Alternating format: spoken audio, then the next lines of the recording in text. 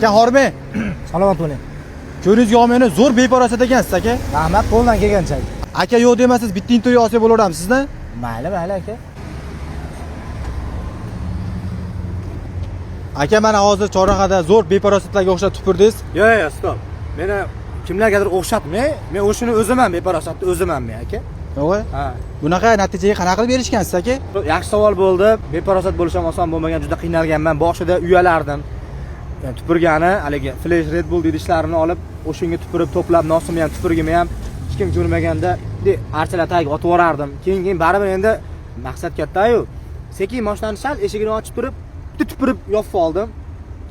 Shunaqa qilib ko'nikma hosil qilib odamlardan o'rgatib, hozir mana bemalol aynalarda ochirib nosimni ham tupuraman.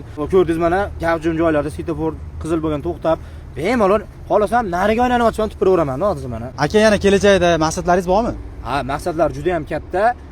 Poyezddan chiqib tupurmoqchiman, samolyotdan kallamni chiqarib tupurmoqchiman, parashyutlarda yerga qarab tupurmoqchiman. Shu odamlar betiga tupurmoqchiman. Kelajakda shu rejalar bor. Aka yana qanaqa beparosat qiliqlaringiz bor tupurishdan tashqari? Endi hozir yangi bitta qiliq o'ylab topganmiz. Hozircha testiviy rejimda, yashirin holatda, bezuk holatda faoliyat qilyapmiz buni endi. Nimani degib ketdi? O'sha bizning yashirin testiviy qilig'imiz, o'sha yangisi. Nasib endi zo'r ketsa, mana osalar sinab oldim, zo'r ketsa, keyin gromkada bemalol vortillatib harakat qilsak bo'laveradi. Aka, shogirdlar ham olasizmi siz? Ha, shogirdlarimiz ham bor. Shukur shogirdlarimiz ham bor, yo'q emas. Ularga ham o'rgatamiz, lekin hozir nima desa bo'ladi? Beparosat bo'lish ham oson emas. Chunki raqobatchi ko'p. Mana men to'xtab tupursam, mendan zo'r tupuradigani bor-da. Piyola deb nosim bilan tupuradigan bor. Men undan o'tishim kerak-ku. Men o'g'lanning o'si bo'lishim kerak-ku.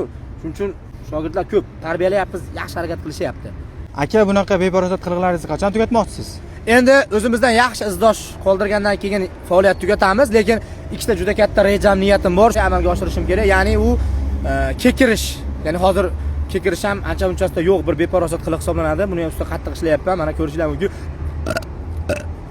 Ko'ryapsiz, bu ham juda ko'p odamlarni behuzur qiladi ko'nglini.